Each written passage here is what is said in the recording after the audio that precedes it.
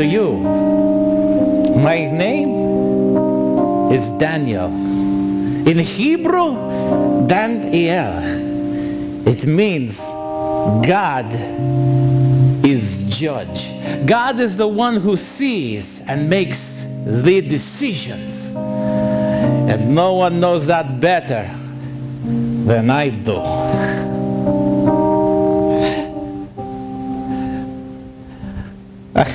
I remember growing up, I would be with a friend out in the field and I would say, "Did you hear that?"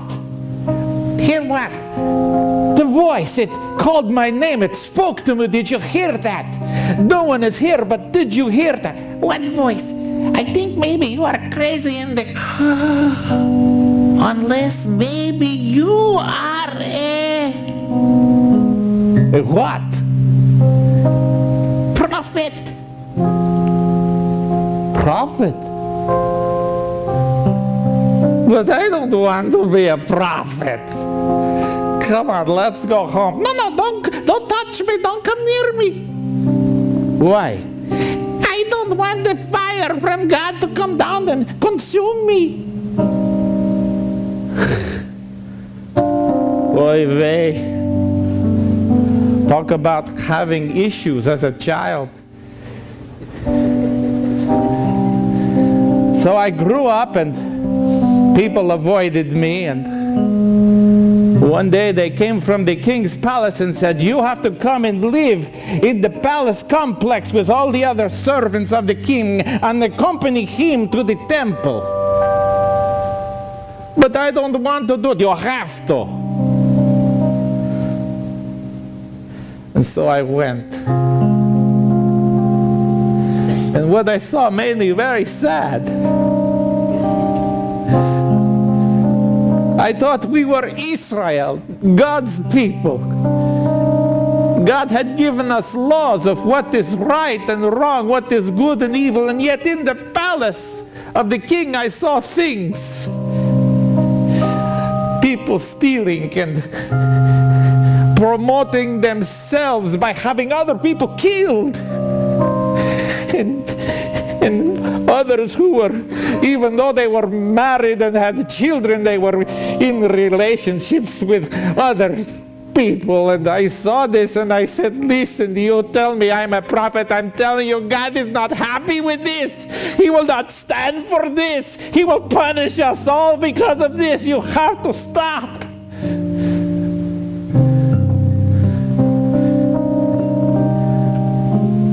They laughed. And one day, the king of Babylon, Nebuchadnezzar, Nebuchadnezzar means Nebo, the pagan god. Nebo protects. Nebuchadnezzar came with his army and tore down the walls of the city and burned all the houses and destroyed the temple of God. And they were rounding up the king's people, and someone said, "This one is supposed to be a prophet." And he said, "Ah, good. We will take him with us to Babylon. We will put him with the other magicians. He will serve me." And so they dragged me off and sent me to the slaves' quarters.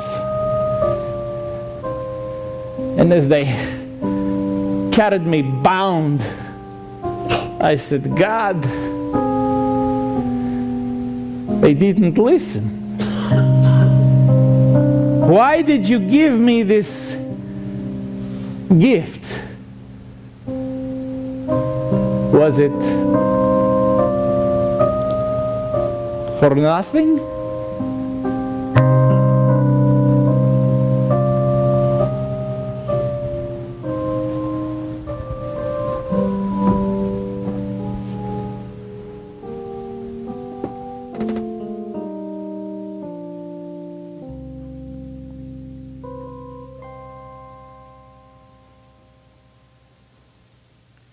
Reading from the book of Daniel, chapter 2. In the second year of his reign, Nebuchadnezzar dreamed dreams, and his mind was greatly troubled, and he could not sleep. So the king summoned all his magicians, enchanters, sorcerers, and astrologers to explain to him what he had dreamed. When they came in and stood before him, he said to them, "I've had a dream that greatly troubles me, and I want to know what it means. This is what I have firmly decided. If you cannot tell me what my dream was and interpret it for me, I will have you cut into pieces and your houses turned into piles of rubble. But if you can tell me the dream and also explain it, you will receive from me gifts and rewards of great honor. So now, tell me the dream and also the interpretation of it." But they replied to Nebuchadnezzar and said, "Well, let the king first tell us the dream, then we'll interpret it for you." The king answered and said, "I am certain that you are trying to gain time. If you do not do as I commanded, there will be only one penalty for you. So then, tell me the dream first, so that I may know that you can also truly interpret it." But they answered the king and said, "There's not a man among the earth who can do what the king has asked. No king, however great and mighty, has ever asked such a thing of any magician or enchanter or astrologer. What the king has asked is too difficult. No one can reveal this to the king except for the gods, and they do not dwell among men." This made the king so furious that he ordered the execution of all the wise men of Babylon. So the decree was issued that they should all be gathered in order that they may be put to death. And so the king's men were also sent to look for Daniel and his friends in order to put them to death as well. But when Arioch, the commander of the king's guard, arrived, Daniel spoke to him with wisdom and tact. He asked him and said, "Why did the king issue such a harsh decree?" And Arioch then explained the matter to Daniel. At this, Daniel went to the king and entreated him for time so that he might interpret the dream for him. Then Daniel returned to his house, and he explained the matter to his friends, Hananiah, Mishael, and Azariah. He urged them to plead for mercy from the God of heaven concerning this mystery, so that he and his friends might not be executed along with all the rest of the wise men of Babylon. Then, during the night, the mystery was revealed to Daniel in a vision. And Daniel praised the God of heaven.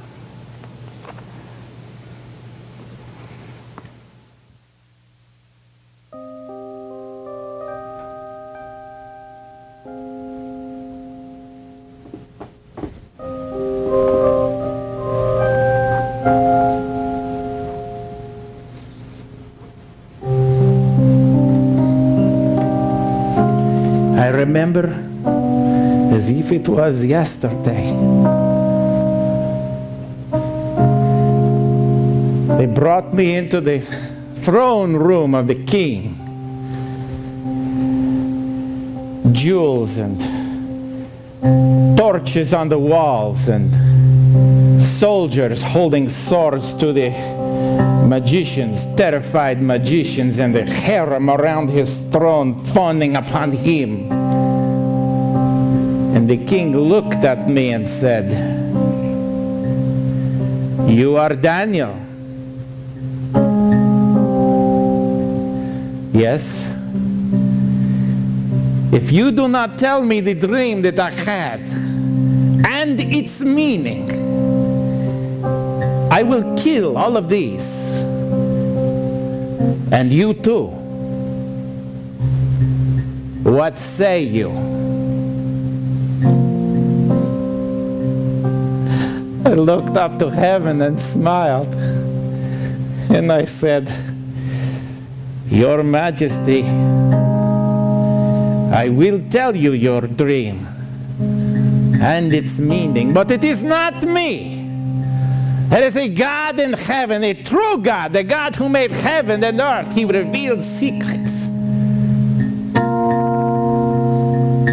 I will tell you because He has told me."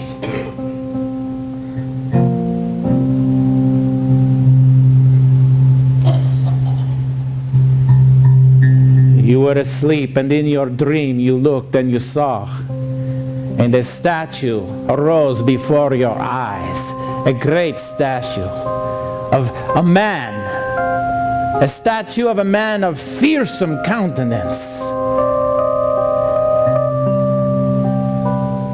The head of this man was made of gold, and his arms and chest were of silver, and his stomach, torso was of bronze, and his legs were of iron. And then he had feet and toes, somehow made both of iron and of clay. And then you saw, and a stone was cut out, not of human hands, but cut out and came down, crashing down upon the feet of the statue. And as it came down upon the feet, the whole statue cracked and crumbled again, and crumbled again, until it became like so much straw that the wind blew away. But the stone that was cut out without human hands became a huge mountain that filled the entire world.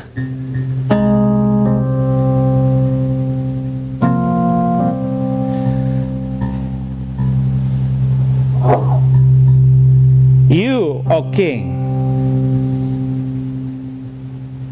are the head of gold. God has shown you things to come, kingdoms which are now and which will come after you, until he brings his kingdom upon the earth. You are the head of gold, and after you will come another kingdom, not as strong as you, but another one, followed by another one, the bronze kingdom, and then iron, a very strong kingdom. And as I was speaking to the king, I knew the Babylonians, the Persians, the Greeks, Rome. No, king, there will come a time when from this fourth kingdom will come forth 10 kings as the toes of a man's feet. And in the days of those kings, God himself, the stone cut out without hands, will come and destroy those kings and all of man's kingdoms. And he will fill the earth with his reign and with his knowledge. And that kingdom will never end. As I spoke, I knew, yes, the promise of the Messiah, the King of Israel, promised through the prophets, through Isaiah and Jeremiah and the others, would come one day and rule the world. As I finished speaking, the king began to tremble, and he fell down on his face and came groveling to me, praising me, even though I told him it was not me. And then the others began to put robes and garlands and rings on my fingers and praising me. And as the other magicians led me away in their celebration for their lives, I looked up to heaven and said, "So God, why did you give me this gift? Was it for this godless king?"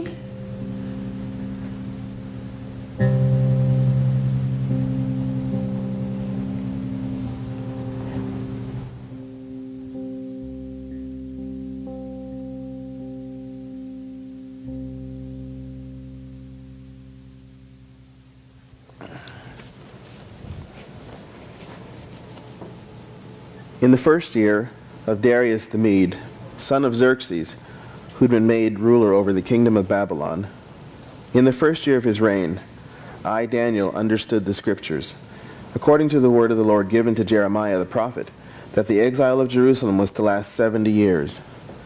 So I turned to the Lord God and pleaded with him in prayer and in petition, in fasting, and in sackcloth and ashes.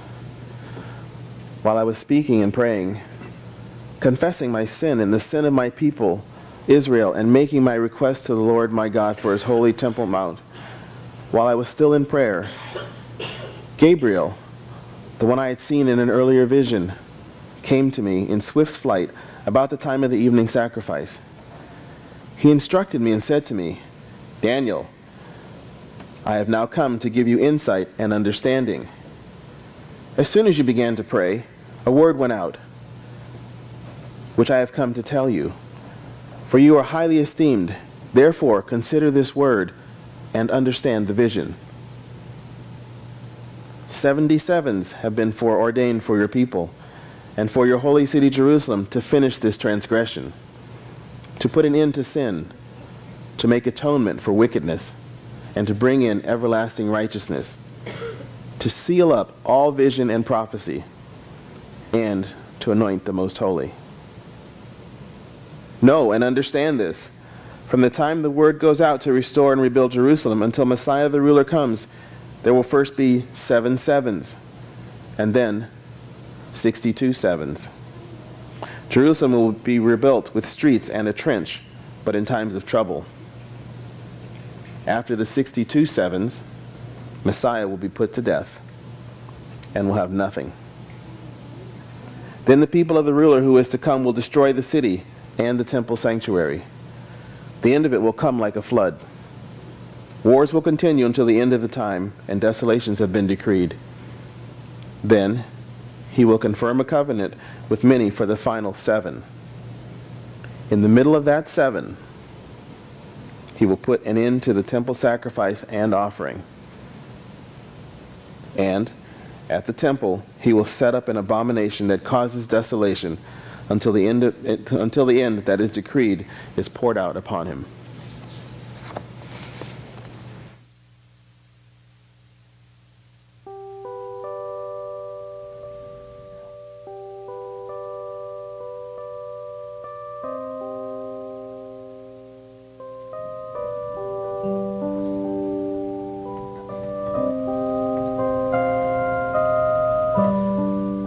And so it was that years passed.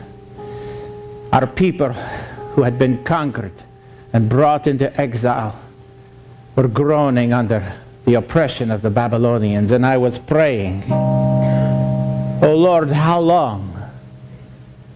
You say in the book of Jeremiah that it will be 70 years. Please forgive us, forgive me. Fulfill your word. Bring us back to Yerushalayim, Shel Zachar. And then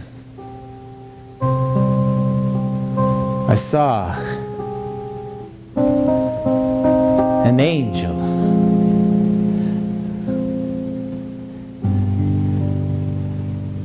How can I describe to you to see a being, a creature, powerful yet beautiful, made to look like a man, perhaps so that I would not lose my own mind.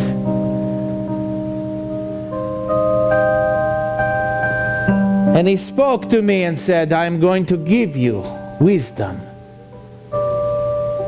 And it was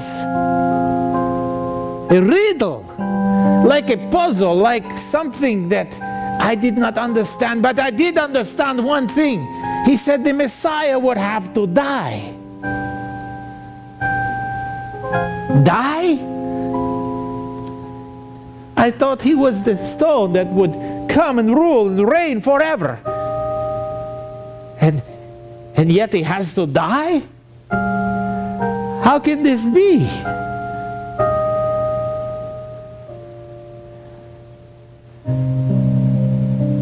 But the angel said, "Go your way. It is for the time of the end." And I smiled and I said, "God, why did you give me this gift?